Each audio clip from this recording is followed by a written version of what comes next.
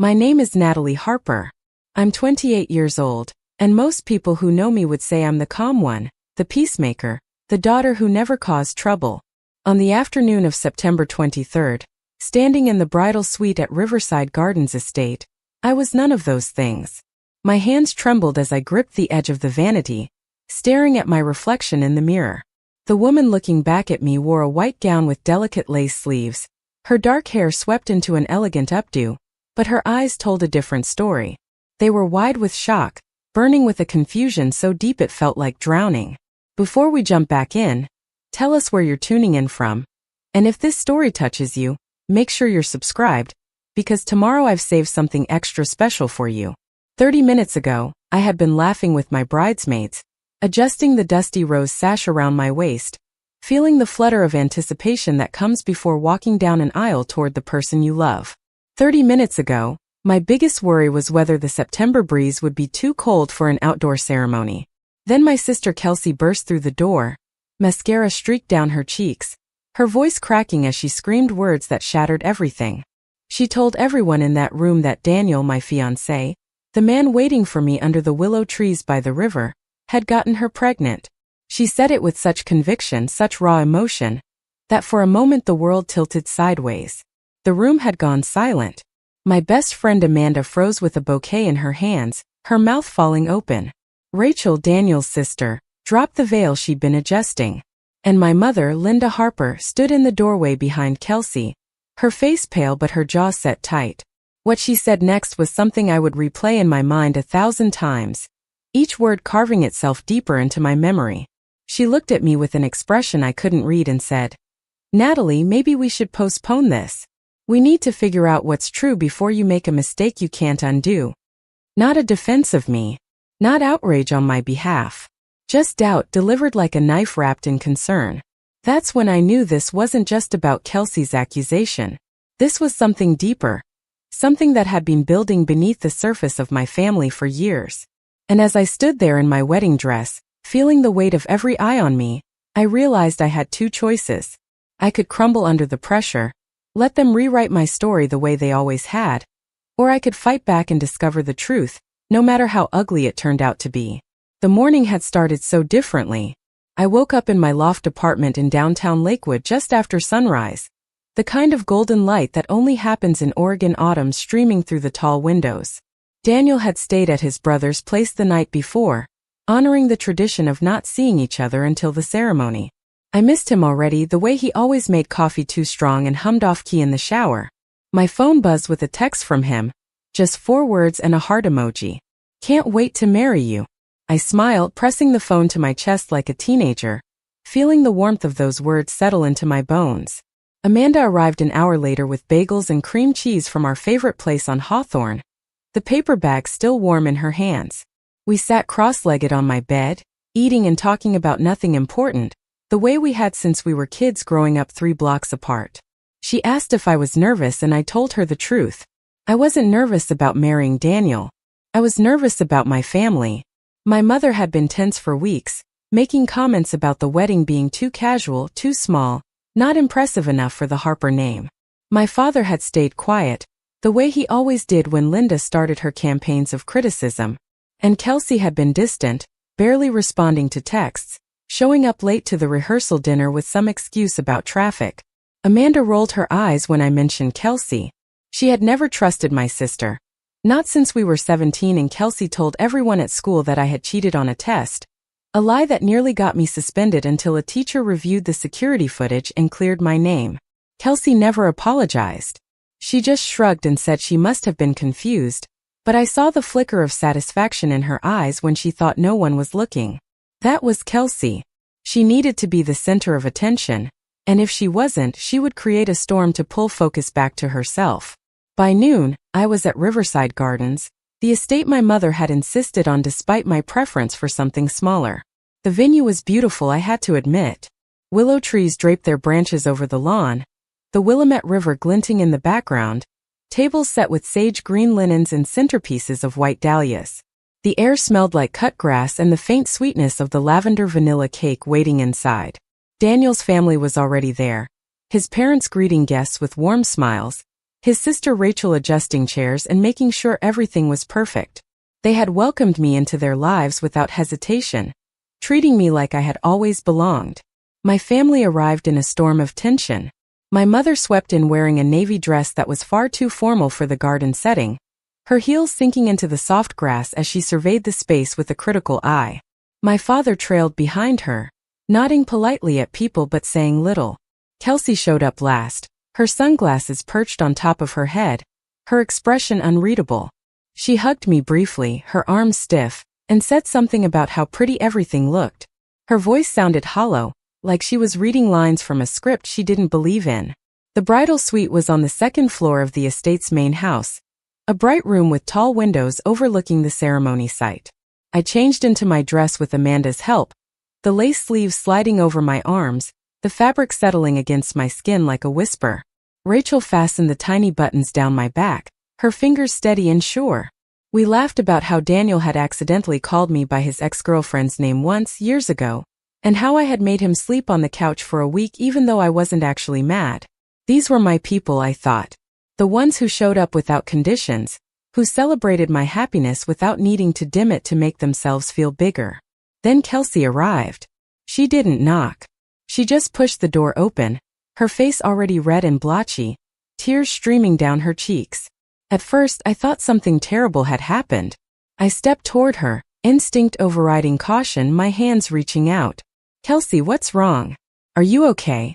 She looked at me, and in that split second before she spoke, I saw something flash across her face. It wasn't grief. It wasn't fear. It was determination, cold and sharp as a blade. She said it loud enough for everyone to hear. "I'm pregnant, Natalie. And Daniel is the father." The words hung in the air like smoke, thick and choking. I heard Amanda gasp. Rachel's hand flew to her mouth. I stood frozen, my brain struggling to process what Kelsey had just said because it made no sense. Daniel had been with me for 4 years. We lived together. We shared a life. The idea that he would betray me, and with my own sister, was so absurd that for a moment I almost laughed. But Kelsey wasn't laughing. She was sobbing now, her hands pressed to her stomach, her voice rising in pitch. "It happened 2 months ago. I didn't mean for it to happen. I tried to tell you but I couldn't. And now I can't hide it anymore." I found my voice, though it didn't sound like mine. It sounded distant, detached, like it belonged to someone else. "You're lying." Kelsey shook her head, pulling her phone from her purse with shaking hands. She held it up, the screen showing what looked like an ultrasound image, grainy and gray. "I'm 8 weeks along. I have proof." She swiped to another photo, this one showing a piece of paper with the name of a clinic in Portland, a date, and a gestational age estimate. Amanda moved first, stepping between us. "This is insane, Kelsey. You need to leave right now." But Kelsey didn't move. She looked past Amanda, straight at me, her eyes wet but focused. "I'm sorry, Nat. I know this ruins everything, but you deserve to know the truth before you marry him." Rachel was already pulling out her phone, her voice tight with fury. "I'm calling Daniel. He needs to hear this." But before she could dial, my mother appeared in the doorway. Linda Harper had a talent for arriving at the exact moment when her presence would cause the most impact.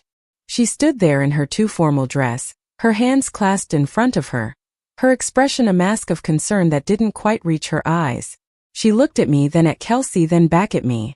Her voice was calm, measured, the tone she used when she wanted to sound reasonable. "Natalie, I think we need to take a step back. This is a very serious accusation. Maybe we should postpone the ceremony until we can sort this out. We don't want you to make a decision you'll regret." I stared at my mother, waiting for her to say something more. Waiting for her to defend me, to call Kelsey out for the insanity of what she was claiming. But Linda just stood there, her silence louder than any words. She didn't believe Kelsey, I realized. She couldn't possibly believe her. But she also wasn't going to shut this down. Preparing and narrating this story took us a lot of time, so if you are enjoying it, subscribe to our channel. It means a lot to us. Now back to the story. She was going to let it play out, let the doubt spread like poison, because somewhere in her calculating mind, this served a purpose. Amanda's voice cut through the fog. "Mrs. Harper, with all due respect, this is ridiculous. Natalie and Daniel have been together for 4 years. There's no way this is true. My mother's gaze shifted to Amanda, cool and dismissive. I appreciate your loyalty, Amanda. But this is a family matter. Kelsey is clearly upset. We need to handle this carefully. Rachel stepped forward, her phone still in her hand, her face flushed with anger. Carefully? Your daughter just accused my brother of something horrible on his wedding day. If there's any truth to this, show us real proof. Not some photo on a phone that could be anything. Kelsey's tears came harder, her voice rising to a wail. Why would I lie about this? Do you think I wanted this to happen? I'm the one who's going to be raising this baby alone. I'm the one whose life is ruined. My mother moved to Kelsey's side, placing a hand on her shoulder. Sweetheart, it's okay. We'll figure this out.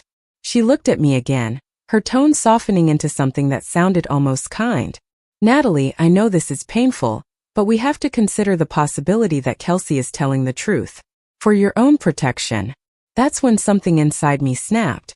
Not into rage, though rage was there, simmering beneath the surface. It snapped into clarity, sharp and bright as shattered glass. I looked at my mother, at the way her hand rested on Kelsey's shoulder, at the way she refused to meet my eyes directly. I looked at Kelsey, at the performance of her tears, at the way she kept glancing at me to gauge my reaction. And I understood. This wasn't about truth. This was about control. This was about making sure I stayed small, stayed uncertain, stayed trapped in the role they had written for me.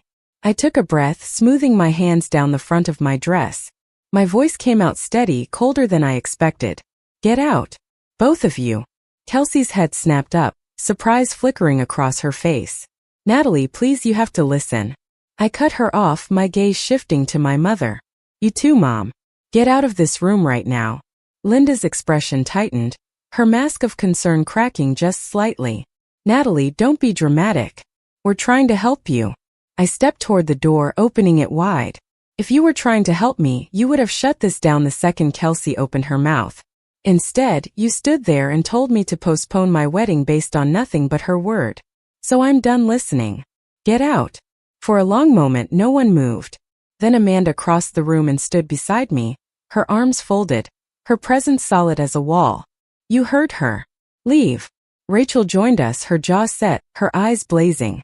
My brother is the most loyal person I know. If you think we're going to let you destroy him with lies, you're wrong. My mother's face flushed, anger finally breaking through her careful composure. You're making a mistake, Natalie. When you calm down, you'll see that. But I didn't feel like I was making a mistake. I felt for the first time in years like I was finally making a choice that was mine. Kelsey tried one more time, her voice pitching into desperation. Nat, I'm your sister. Please just talk to me. I shook my head, my throat tight. A sister wouldn't do this. A sister wouldn't try to destroy the happiest day of my life. Now leave before I have security escort you out. My mother took Kelsey's arm, guiding her toward the door. Her voice was low, meant only for me, but I heard every word. You'll regret this, Natalie. When the truth comes out, don't come crying to us. Then they were gone, the door closing behind them with a soft click that felt like the end of something.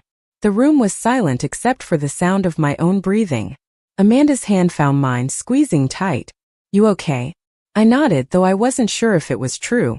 Rachel looked at me, concern etched into her features. Do you want me to get Daniel? We can call off the ceremony, take some time to figure this out. I thought about it. I thought about the guests waiting outside, about the life Daniel and I had built together, about the years of trust and love that no accusation could erase. I thought about my mother's words, the way she had planted doubt like a seed, hoping it would grow. Then I thought about something else. I thought about the way Kelsey had looked at me, not with guilt or shame, but with calculation. I thought about my mother's hand on her shoulder, the way Linda had sided with her without question. And I realized this wasn't just about stopping my wedding. This was about something bigger, something I hadn't seen because I had been too busy trying to keep the peace, to be the good daughter, to never cause trouble. I looked at Amanda and Rachel, these two women who had stood beside me without hesitation, and I made a decision. I'm getting married today. I don't know what Kelsey is trying to do, but I'm not giving her the satisfaction of ruining this. Amanda grinned, fierce and proud. That's my girl. Rachel nodded, already moving toward the door. I'll get Daniel. You two can have a minute before the ceremony. We need to tell him what just happened. As Rachel left, I turned back to the mirror, adjusting my veil with hands that still trembled slightly. Amanda stood behind me, meeting my eyes in the reflection. You know this isn't over, right? Whatever Kelsey is planning, she's not going to stop just because you kicked her out. I knew she was right. I could feel it in the pit of my stomach, the certainty that this was only the beginning. But I also knew something else. I was done being the daughter who bent to keep everyone else comfortable. I was done letting my family dictate my happiness. The ceremony would go on. Daniel and I would stand under those willow trees and make promises to each other, and nothing Kelsey or my mother said would change that. But after today, after the vows and the cake and the first dance, I would find out the truth. I would dig into every word of Kelsey's accusation until I understood what she was really after. And when I found it, because I knew there would be consequences. Not the quiet kind where I swallowed my anger and moved on. The kind that left marks. The ceremony happened in a blur of motion and forced smiles. Daniel met me at the entrance to the garden path, his face pale but determined. Rachel had told him everything, and I watched the emotions flicker across his features as he processed what Kelsey had done. Disbelief first, then anger, then something that looked like fear. Not fear that I would believe the accusation, but fear of what it meant that my own sister would say such a thing on our wedding day. He took my hands in his, searching my face. Do you want to stop? We can leave right now. Go anywhere you want.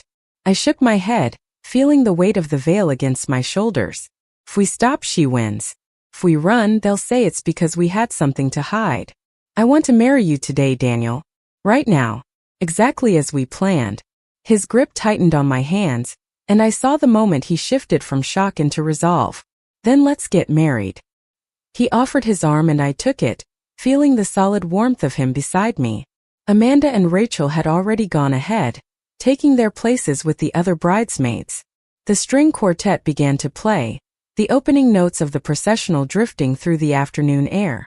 I could see the guests turning in their seats, faces bright with anticipation, unaware of the chaos that had erupted just minutes before. My father waited at the start of the aisle, his expression uncertain. I had almost forgotten he was supposed to walk me down.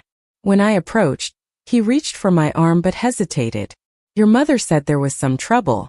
Maybe we should talk before you do this. I looked at Tom Harper, this man who had spent my entire life avoiding conflict, choosing silence over support, and I felt something harden inside me. You can walk with me or you can sit down. But we're not talking about this right now.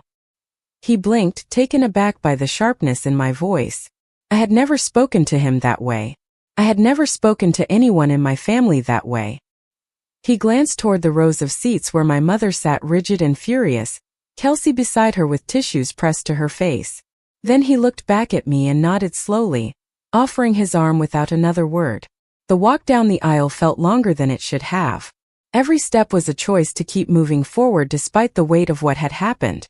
I saw Daniel's parents in the front row, their faces warm with joy. I saw Amanda standing beside the altar, her eyes fierce with loyalty. I saw Daniel waiting for me, his hands clasped in front of him, his gaze steady and sure. And I saw my mother, her mouth pressed into a thin line, her disappointment radiating across the space between us. Beside her, Kelsey watched with red-rimmed eyes, and for just a second our gazes met. I expected to see guilt or shame. Instead, I saw something that made my stomach turn. She looked almost satisfied, like a chess player who had just made an opening move. When I reached the altar, my father placed my hand in Daniel's and stepped back without a word. The officiant began to speak, his voice carrying over the soft rustle of willow branches and the distant sound of the river. I tried to focus on the words, on the meaning of what we were doing, but my mind kept circling back to that moment in the bridal suite. Kelsey's accusation had been too theatrical, too perfectly timed. The tears had come too easily. And my mother's reaction, the way she had immediately suggested postponing rather than defending me, felt rehearsed. They had planned this. The certainty settled into my bones like ice. The vows came and went. I said the words I had memorized, meaning every one of them, feeling Daniel's hands warm and steady in mine. When he slipped the ring onto my finger, his voice was thick with emotion. I promise to stand beside you no matter what comes. No matter who tries to tear us apart. The officiant smiled, unaware of the weight behind those words, and pronounced us married. Daniel kissed me as the guests applauded, and for a moment the world narrowed to just the two of us, shutting out everything else. Then reality crashed back in as we turned to walk back down the aisle as husband and wife. The reception was supposed to be a celebration. The estate had set up long tables under string lights, the September evening turning golden as the sun began its descent toward the horizon. The caterers served courses of locally sourced food, the kind of farm-to-table menu Daniel and I had spent weeks perfecting. Wine flowed from Oregon vineyards, and the 4-tier vanilla lavender cake sat on display, delicate purple flowers cascading down its sides. Under different circumstances it would have been perfect. Instead, it felt like performing normalcy while standing on the edge of a cliff. My mother and Kelsey stayed at their table, isolated from the rest of the guests by the invisible wall of tension they had created. Other family members kept glancing their way, confused by the atmosphere but too polite to ask direct questions. I watched Kelsey lean close to my mother, whispering urgently, her hands gesturing in agitation. Linda nodded, her face a mask of concern, and I knew they were crafting the next phase of whatever plan they had set in motion. My father sat beside them in silence, eating mechanically, his eyes fixed on his plate as though he could will himself. Invisible. Daniel's family, in contrast, had circled their wagons around us. His mother Eleanor kept finding reasons to touch my arm or squeeze my hand, small gestures of solidarity that made my throat tight with gratitude. His father James made a toast that was warm and genuine, speaking about the strength it takes to build a life with another person, the courage required to choose love, even when the world feels uncertain. I wondered if Rachel had told them more than I realized, if they understood that his words were not just celebratory but defensive, a shield against the accusations still hovering in the air. Amanda cornered me near the cake table as the evening deepened into twilight. We need to talk about what happens next. I know you wanted to get through today first, but Kelsey isn't going to let this go. She's over there right now planning something with your mom. I glanced across the reception area, seeing exactly what Amanda described. You're right, but I don't know what to do yet. I don't even understand what she wants. Amanda's expression turned calculating, the look she got when solving problems at her job as a project manager. Then we figure it out. We start asking questions. We find out if there's any truth to what she said, and when we prove there isn't, we make sure everyone knows she lied. Daniel joined us, his tie loosened, his jacket discarded somewhere. He wrapped an arm around my waist, pulling me close. His voice was low, meant only for us. My mom just told me something. Apparently, Kelsey tried to talk to some of the guests during cocktail hour. She was crying, saying she didn't want to ruin my day but she had to tell the truth. Eleanor shut her down before she could get far, but some people heard enough to start wondering. I felt anger flare hot in my chest. She's trying to make herself the victim, trying to get sympathy before we can fight back. Daniel nodded, his jaw tight. Rachel's been doing damage control, but we can't stop the rumors from spreading. By tomorrow, everyone we know will have heard some version of this story. The DJ announced the first dance, and Daniel led me onto the temporary dance floor they had set up on the lawn. The song was one we had chosen together months ago, something slow and sweet that felt like us. As we swayed together under the string lights, I rested my head against his chest and felt the steady rhythm of his heartbeat. This is real, I thought. This love, this partnership, this choice we made to bind our lives together. Whatever Kelsey was trying to destroy, she couldn't touch this. But even as I thought it, doubt crept in at the edges. Not doubt about Daniel, but doubt about my own judgment. How had I missed the signs that my family was capable of something like this? What else had I been blind to? The reception wound down as the evening grew late. Guests began to leave, offering congratulations and well wishes, some of them with questions in their eyes that they were too tactful to voice. My mother and Kelsey left early, slipping away without saying goodbye. I watched them go, saw Kelsey glance back over her shoulder one last time, and felt the weight of inevitability. This wasn't over.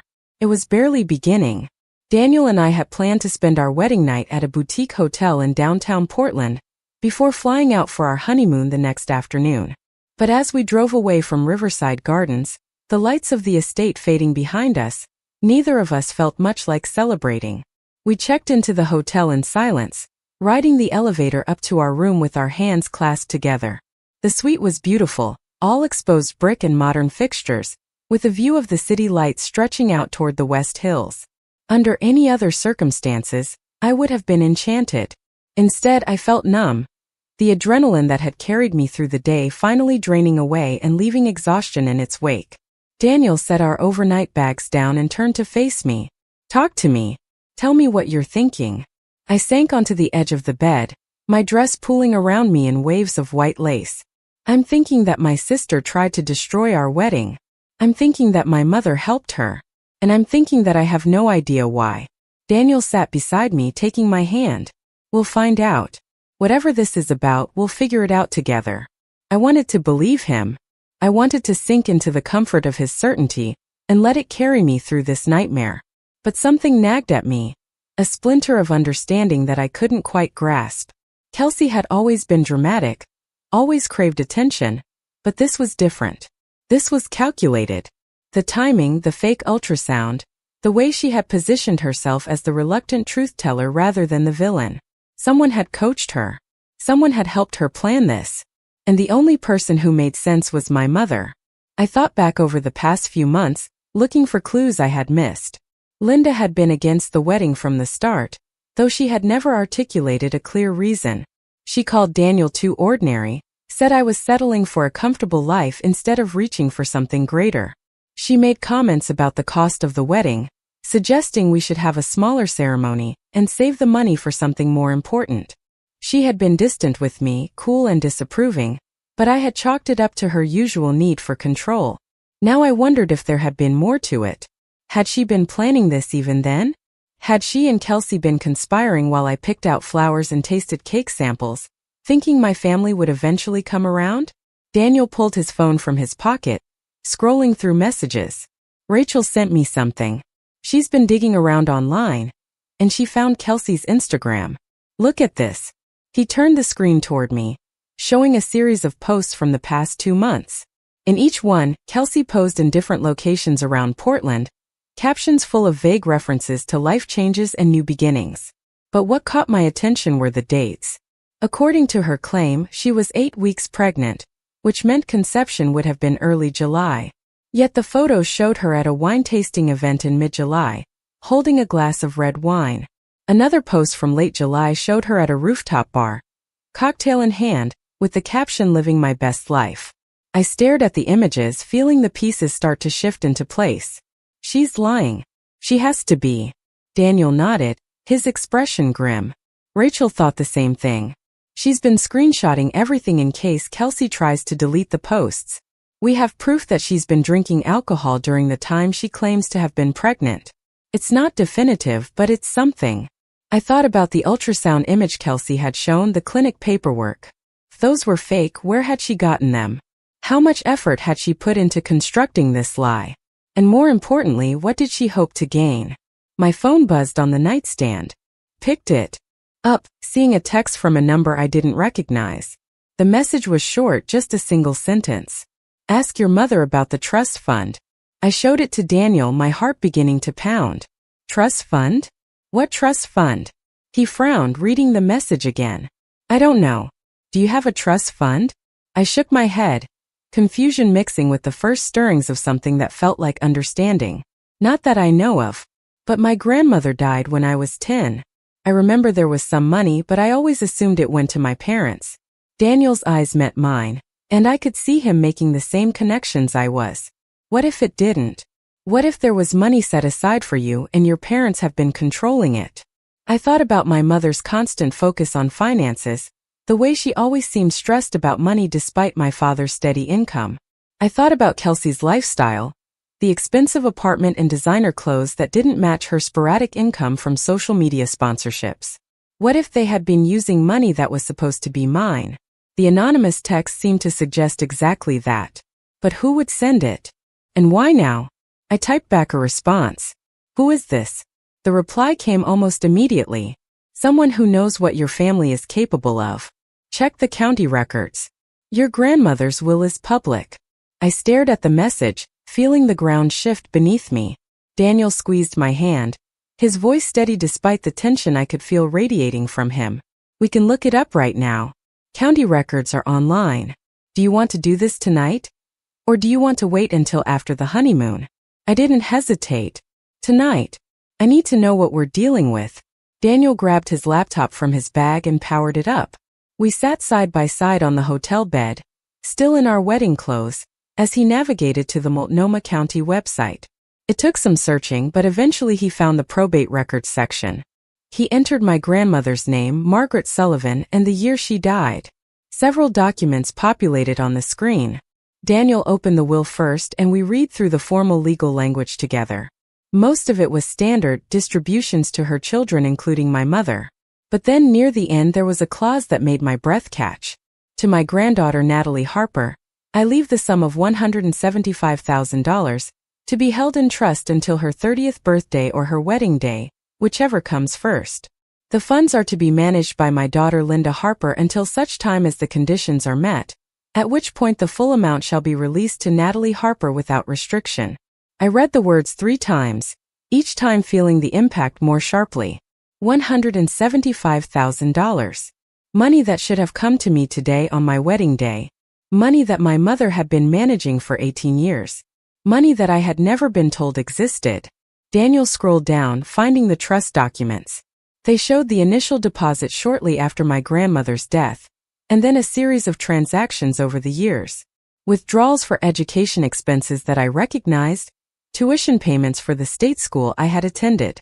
But there were other withdrawals too, large sums marked with vague descriptions. Family emergency, medical expenses, home repairs, each one chipping away at the principal until the current balance showed something that made my stomach drop. $23,000. That's all that was left of a trust that should have held well over $200,000, accounting for interest. I felt Daniel's arm around me, anchoring me as the room seemed to tilt. They stole from you. Your mother stole from you. The words hung in the air, undeniable and devastating. I thought about Kelsey's boutique, the expensive storefront in a trendy part of Portland that she could never have afforded on her own. I thought about the renovations my parents had done on their house 5 years ago, the new kitchen and master bathroom that my mother had posted about endlessly on Facebook. I thought about the family trip to Hawaii that I hadn't been invited on, the one where Kelsey had posted bikini photos from a luxury resort. They had been spending my inheritance for years, treating it like their personal bank account. And now, on my wedding day, when the trust was supposed to be released to me in full, Kelsey had made her accusation. She had tried to stop the wedding, to prevent the conditions from being met, to keep the trust under my mother's control. It wasn't about Daniel at all. It wasn't about protecting me or telling some painful truth. It was about money. It had always been about money. The fury that rose in me was unlike anything I had ever felt. It was clean and cold and absolutely certain. They had stolen from me. They had lied to me. And when I had been on the verge of discovering their theft, they had tried to destroy my wedding to cover their tracks. Daniel's voice was quiet but firm. We need a lawyer. This is fraud. This is theft. You can sue them for this. I nodded, my mind already racing ahead. But first, we need to document everything. We need to download all of these records, screenshot Kelsey's social media posts, gather any evidence we can find. Because when we confront them, I want to make sure they can't lie their way out of it. Daniel was already taking screenshots, saving files, building a digital paper trail. I pulled out my phone and sent a message to Amanda. I need you to do something for me. Find out everything you can about Kelsey's clinic visit. The one where she supposedly got the ultrasound. I need to know if it's real. Amanda's response came quickly. On it. Give me until tomorrow morning. I sat back against the headboard, feeling the weight of the day finally settling onto my shoulders.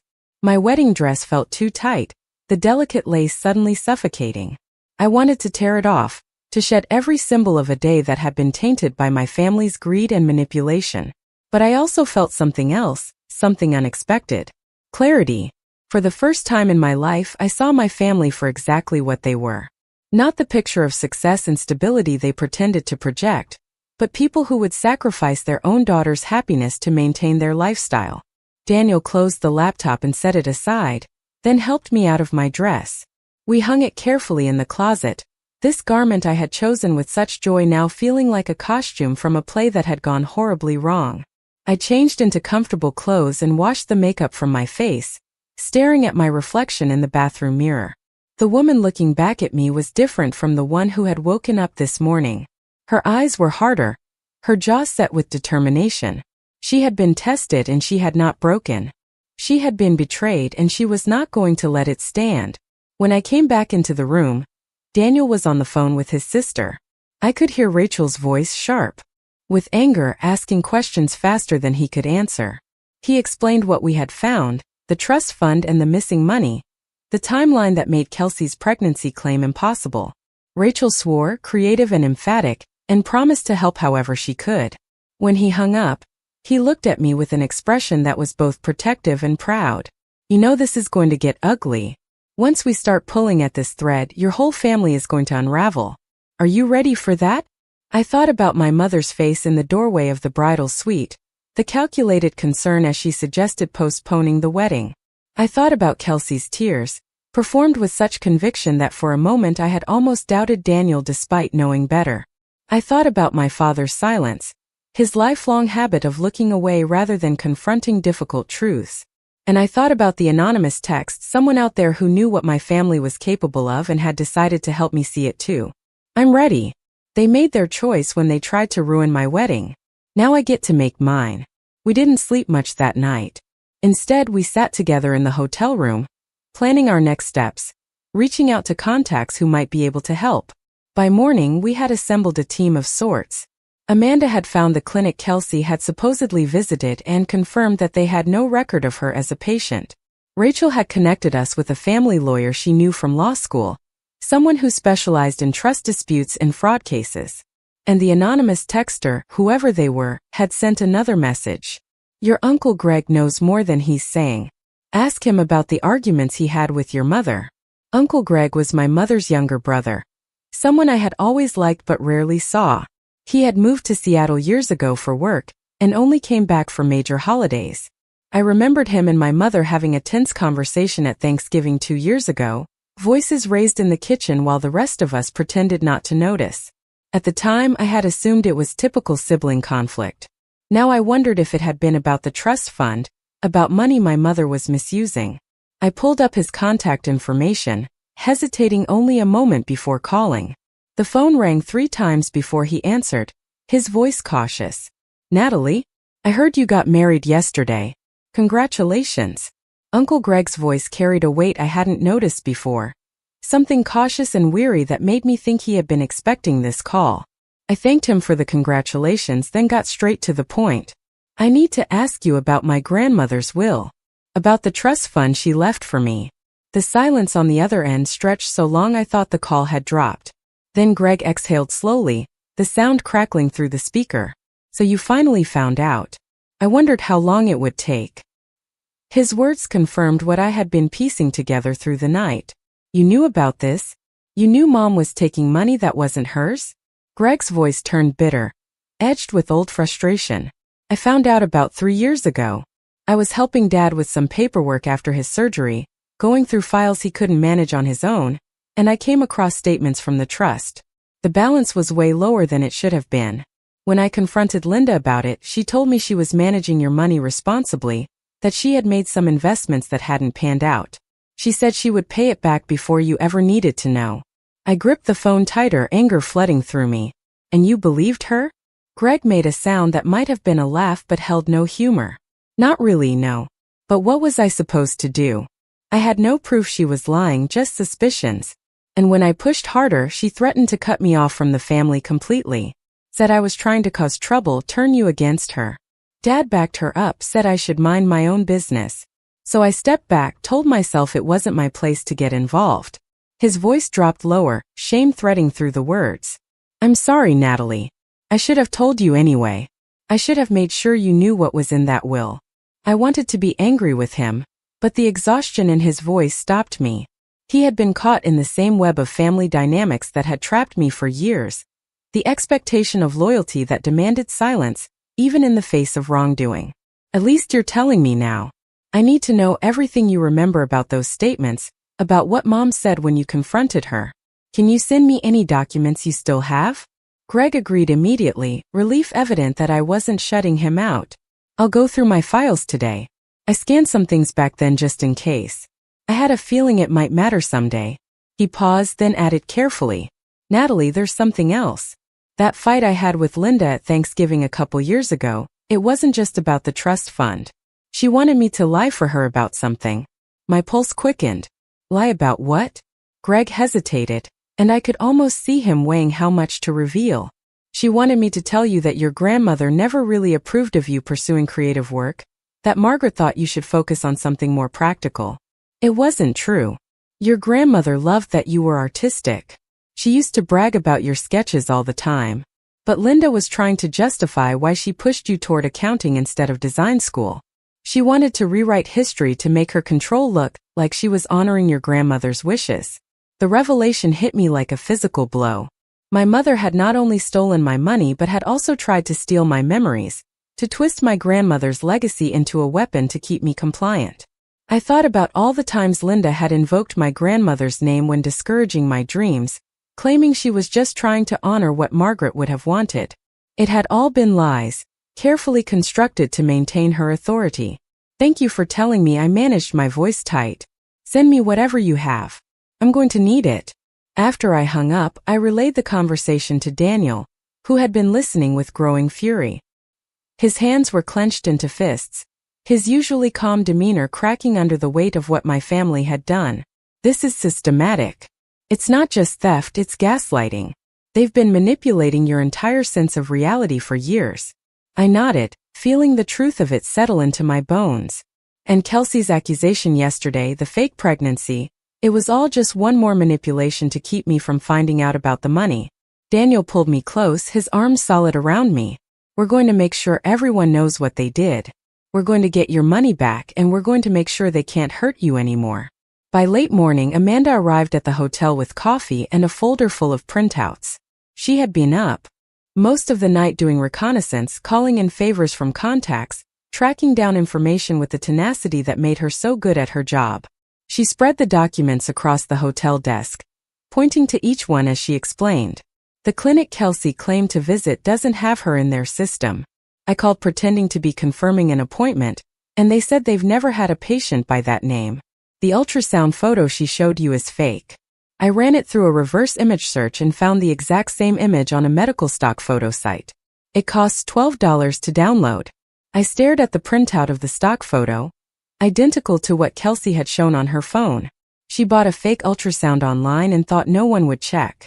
Amanda nodded grimly. And the paperwork she flashed around? I got a glimpse of it in one of the photos someone posted from the wedding. See this? She pulled up an image on her phone, zooming in on a document barely visible in the background. The clinic name is wrong. The place she claimed to visit is called Portland Women's Health Center, but the letterhead on her paperwork says Portland Women's Wellness Clinic. That's a completely different place, and when I called them, they confirmed they don't do obstetrics. They're a cosmetic dermatology office. Daniel leaned over my shoulder, studying the evidence. So she grabbed the wrong stock image for the paperwork. Didn't even bother to make sure the details matched. Amanda's smile was sharp. Sloppy. But that works in our favor. This isn't just a false accusation, it's fraud. She created fake medical documents. That's a crime. I felt something like satisfaction cut through the anger. We have proof she lied. But I need to understand why she went to such lengths. What did she think would happen if the wedding got canceled? Amanda exchanged a glance with Daniel, then pulled out another document. That's where it gets interesting. I did some digging into your family's finances. Public records, property records, that sort of thing.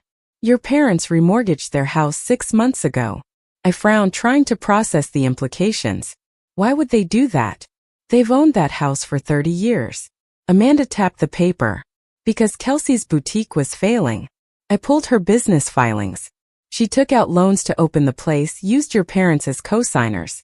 When she couldn't make payments, the debt fell back on them. They remortgaged the house to cover her debts and keep the boutique afloat. But it wasn't enough. According to the records, they're 3 months behind on the new mortgage. They're facing foreclosure. The pieces fell into place with brutal clarity. They needed money desperately.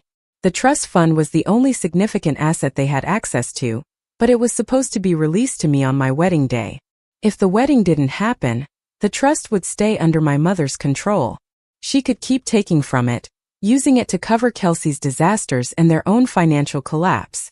The pregnancy accusation was meant to create enough chaos to stop the ceremony, or at least delay it while they figured out their next move.